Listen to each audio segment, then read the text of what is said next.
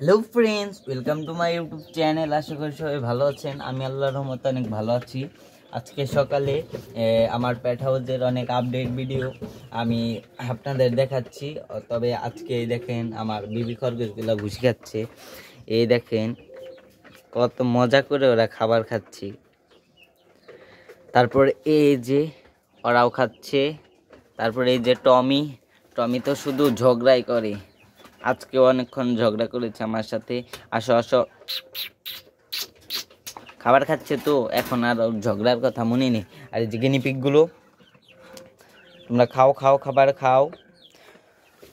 এই যে ওইতে খাবার খেয়েছে, তবে একটু শুয়ে রয়েছে, কারণ ওইতে আবার একটু কম কম খায়। ছেলে তো ঘাস খায়, আবার ভুসি কম কম খায়, বেশি খায় না, তবে একটু পর পর খায়, এতটাও খায় না। দেখেন আমার কথা শুনে উঠে পড়েছে। এই যে আর আমাদের যে পালানটা আমরা কালকে আমি আর ইব্রাহিম শিকারি মিলে মানে পালানটা পরিষ্কার করেছি। অতি শীঘ্রই আপনাদের আমি পালানের আপডেট দিব। আর পালানে আমি সকল গাছ, মানে সকল সবজি গাছ, তারপর যত প্রকার ঘাস টাস আছে সব আমি লাগাবো। আর পালানটা আমরা বেড়া দেওয়ার পরে অবশ্যই আমাদের খরগোশগুলোকে পালান নিয়ে যাব প্রতিদিন একটা করে, কারণ প্রতিদিন তো আর সবগুলাকে নিয়ে যাওয়া যায় না, কারণ এইগুলা এত দিয়ে তো আর খোঁজ রাখা যাবে না। প্রতিদিন একটা করে নিয়ে যাব। ফার্স্ট নিয়ে যাবো হলো বেবিদের নিয়ে যাওয়ার পরে নিয়ে যাবো ওদের মাদের নিয়ে যাওয়ার পরে গিনিপিগদের নিয়ে, যদি আপনারা বলেন তাহলে নিয়ে যাব, আর যদি না বলেন তাহলে নিয়ে যাব না। তো আপনারা কমেন্ট করে অবশ্যই বলবেন যে গিনিপিগদেরকে আমাদের নিয়ে যাওয়া উচিত হবে না উচিত হবে না। আর এই যে আমার এই যে বেবি খরগোশ দুটা, আল্লাহর রহমতে ওরা অনেক সুস্থ এবং হেলদি আছে।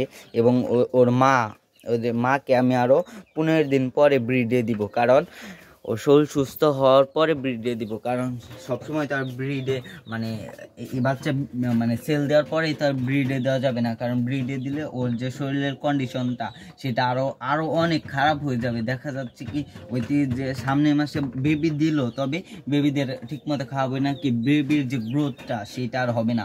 এই কারণে অবশ্যই যারা খরগোশ পালেন এবং পালতে ইচ্ছুক তারা আমার এই কথাটা অনেক মন দিয়ে শুনে রাখবেন যে মা খরগোশটা যখন বাচ্চা দিবে অবশ্যই তাকে আপনি 15 দিন রেস্ট দেওয়ার পরে অবশ্যই আপনি ছেলেটার কাছে দিবেন ব্রিডের জন্য। কারণ এই দেখেন একটা মা খরগোশ যখন 6টা বাচ্চা দেয় তখন তার শরীরের কন্ডিশন একদম খারাপ, যেমন তার লুম একদম হলদে হয়ে যায়, তারপর তার পিঠের হাড় বেরিয়ে যায় আপনি যতই খাওয়াবার দিন, কারণ 6টা বেবি তো দুধ খেতে হয়। এই কারণে আপনারা যারা খরগোশ পালবেন অবশ্যই তাদের খেয়াল নেবেন এবং পরিষ্কার পরিচ্ছন্ন রাখবেন। সবাই ভালো থাকবেন। খুদা হাফেজ।